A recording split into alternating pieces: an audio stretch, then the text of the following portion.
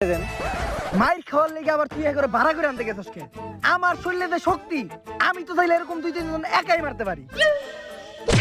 এইটা বস আপনার উপর আমার ক্লিয়ার বিশ্বাস আছে।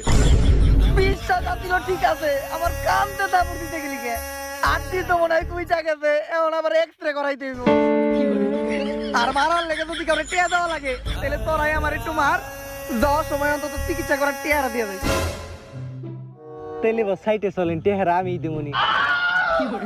আরে আমি ওই মারার কথা বলি, কিল ঘুষি মারার কথা কইছি। তাইলে তোরাই মার।